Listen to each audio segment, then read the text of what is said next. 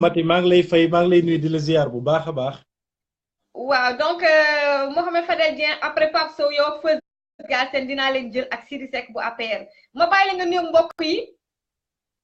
waaw Mati maa ngi nuyu ñëpp ñi nga xamee ne ñu ngi lay seetaan di nuyu sénégalais yëpp di nuyu aussi tamit Abdoulahat Pen bi nga xamee ni ki moo facilité sunu jokkoo man ak yow. dëgg la dëgg la déglu nga caat bu Y'en a marre analyse bu mu def ak li mu wax ci Sénégal ak it situation politique bi en quelques mots lan nga ci mën a yokk. waaw li ma ci mën a yokk déglu naa lépp bu baax a baax bu ñu xoolee tey le président de la république Macky Sall bu ñu ko élire en 2012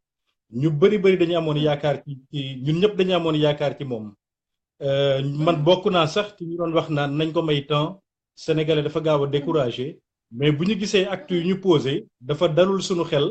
loolu moo tax ñun ñu dugg ci wàllu politique bi te yàlla xam na ni sax neexuñu ñu dugg ci waaye dañoo gis sunu réew di jël direction boo xam ne baaxul ñi xam ne toogaay amatul parce que bi mu faloo la première chose qu'il avait dit mooy que ni mandat yi dañ koy arrêté à 5 ans tey ji mu jékki-jékki bu mu yàgg yóbbu ko 7 ans ça on l'a pas encore avalé ñi bàyyi mu jàll bu ñu gisee ni ressources Sénégal yi puissance étrangère yi nga xam ne ki ñoo ko neex ñoom ñëpp mu ngi leen di jaay Sénégal ñu xool ni actuellement te lu gën a grave mooy dëkk bu ñàkk démocratie parce que démocratie bu fekkee amul ci dëkk la sécurité de tout un chacun est menacée lu ñu gis lan la ku ci mel ni Karim Meïssa Wade xam naa dinañu am occasion bi gën a yaatal gën a waxtaan ci loolu mu jël ko tëj ko exilé ko gisuñu dara Khalifa Sall bi nga xamee ne ki mooy actualité bi actuellement lu ñu ci naqari mooy que ni Khalifa Sall ñun information buñ ko jotee que ni dinañ ko tëj 5 ans loolu dafa yàgg. xamoon nañ ni 5 ans bi xamoon nañ ko déggoon nañ ko te boo weddee li ma lay wax nii. ak ñi nga xamee ni ki ñoo ñuy seetaan nañu dugg Google rek ñu tàppee Pa Mansour Mbaye mooy Pa Mansour Mbaye tàppee Khalifa Sall wax na loo xam ne dafa doy waar ndax nee na Khalifa bu fekkoon te moom mu ngi biir PS bu fekkoon d'accord na voté oui kon du tëdd kaso xam nga kon loolu ku mu doyul xawma lan moo lay doy te ñu bugguñu Sénégal ku koy jiite di ko teg ci kumba am ndey kumba amul ndey ñun lu ñu bëgg rek mooy ñu am un bon leader loolu moo ñu tax a jóg koo xam ne intérêt moo ko tax a jóg te Sénégal affaire yu doy waar yoo xam ne actuellement ñu ngi fay am moo tax ñu ne toog amatul ñun ñu ngi tudd Union des Karimistes Worldwide ñu ngi présent ci 35 pays actuellement Karim Wade dañuy jàppale may profité ci occasion bi di nuyuwaale sama proche collaborateurs yi ba mu ko permettre ñu ci mel ni ñoom Malade Sow la coordonnatrice internationale Nouch Ndiaye le vice-président di nuyu ñoom Bousso di nuyu BMW moo nekk le chargé de la communication ba États-Unis am nañ coordination Mami Sokhna Assad Nang qui est notre représentant en la France et même pas au Brésil aussi je sais que vous êtes présent un peu partout aussi ma gën la présenter aussi gars yi xam ne proche Karim Wade nga du ngeen yee ngeen di jokkoo macha allah bu baax a baax comment il se porte Karim Wade d'abord ak lu tax Karim Wade situation politique bi nu mu demee nii surtout démb ak tey barki démb ak tey nu mu jaxee lu tax kenn déggu ko ci. waaw loolu c'est une excellente question Karim Wade avant tout il se porte à merveille. mu ngi liggéey bu xam ne liggéey bu rëy la te yàggatul dara rek sénégalais yi nañ ci teg seen bët dañuy wax naan ku yoot doo sëqat te am na loo xam ne ñi ngi koy préparé lu ci mel ni renouvellement parti bi et puis mouvement karimiste yi y a plus de 500 mouvements yoo xam ne enregistré nañ leen ñiy jàppale Karim par rapport ak situation bi man bettuma lu tax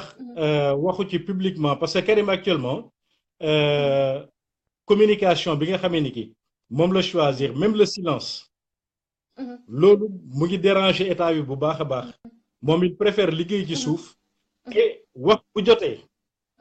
il va parler te may profité ci occasion bi di la waxaale ni Karim Wade sera bel et bien au Sénégal pour battre campagne avec nous ndax ñun moom la ñuy jàppale et dañu gëm ni c'est une chance à ce que Sénégal am leader boo xam ne mel na ni Karim Wade te il se démarque des politiciens ndax moom di wax di yàq dem c'est pas son fort moom son fort mooy travailler sur des projets luy jëmale Sénégal kanam du ànd ak wax ju bëri. ok waa léegi juste une question parce que dinañ def benn émission spéciale par rapport ak justement mbirum Karim Wade joojule ak aussi am na yeneen ak yeneen yoo xam ne dinañ ko aussi préparer donc juste benn parenthèse nag man moom faruma fenn wax dëgg neex yàlla donc yéen ñëpp xam ngeen ne je suis apolitique awma candidat instant bi ma wax ak yéen awma candidat donc voilà donc je pense que yow waxtaan nañu lu yàgg déjà ci suuf fu mu nekk ni lii coow li mooy lu ñu war a laal code électoral bi mbirum système parrainage bi man yaakaar naa ne ak li nga xam ne condamnation Khalifa Sall bi nar na indi coow lu rëy coow loo xam ne yal na yàlla defal jàmm ci Sénégal daal. voilà Mati foofu nga laal dafa nekk loo xam ne sénégalais yëpp bu ñu sañoon ñu xam li nga xamee ni ki mooy waaj a xew Sénégal ndax loolu c'est sans précédent ndax à moins d'un an des élections ñi jël constitution bi ak code électoral bi di ko changer sans mu am consensus loolu dafa nekk loo xam ne c'est grave te ñun lu ñuy éviter mooy mu dem ba andi Sénégal ay xeex ay rayante loolu bu ñu sañoon dañ koy éviter ndax ce qui est grave booy que ni tey jii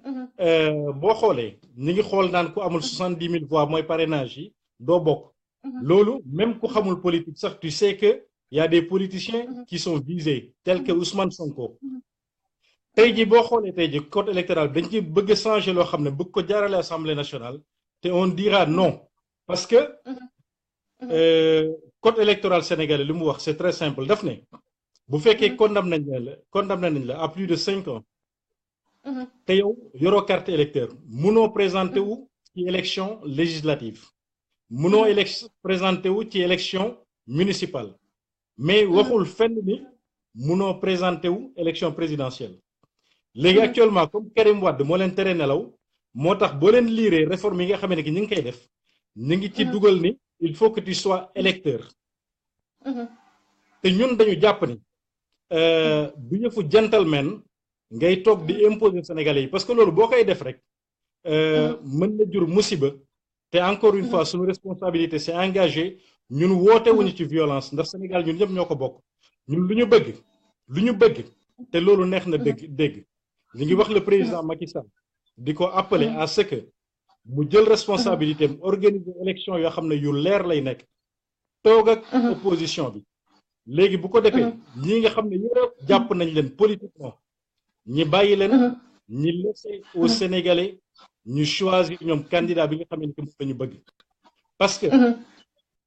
ay candidats yoo ñi nga bëgg a bëreel ñeneen ñi nga ne ñii duñu bokk loolu yaa ngi priver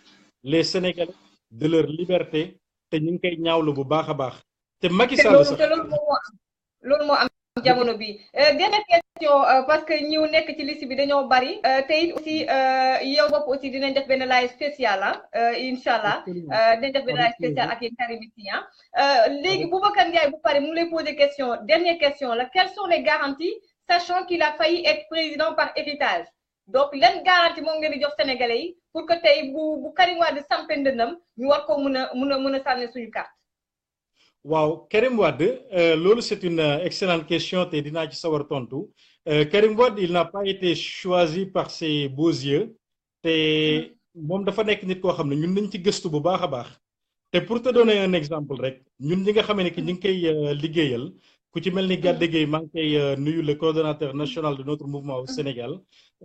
di nuyu Tamsir Sidibé le coordonnateur de Pikine aussi ñooñu tey jii sur le terrain ñun ñi ci nekk mais tout le monde nous dit que ni Karim Wade ñoom moom la ñu bëgg mu nekk seen président te Karim bi nga xamee ni ki nekk na fi il a travaillé sur des projets yoo xam ne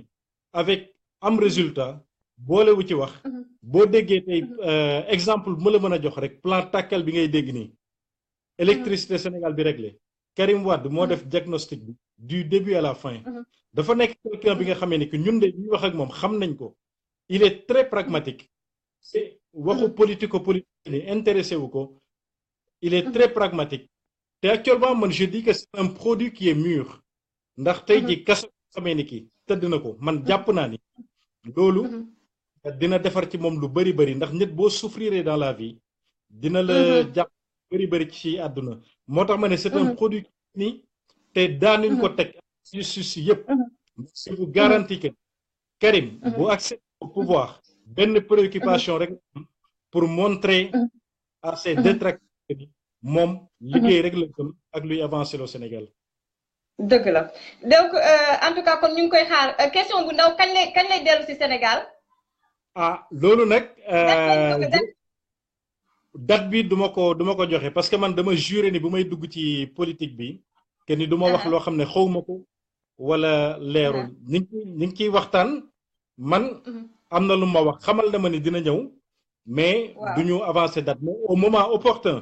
te aussi tamit man bokkuma ci ñi nga xam ne dañuy wax ak moom génn di tasaare li ñu wax ak moom ndax kilifa la dama koy garder ba moom su décider pour wax ko au moment opportun dina ñëw mais li ma leen mën a wax rek mooy que ni il est en train de se préparer te incha allah te Karim Wade sax du fa musul génn Sénégal pour man Karim Wade mu ngi ci xolu nit ñi.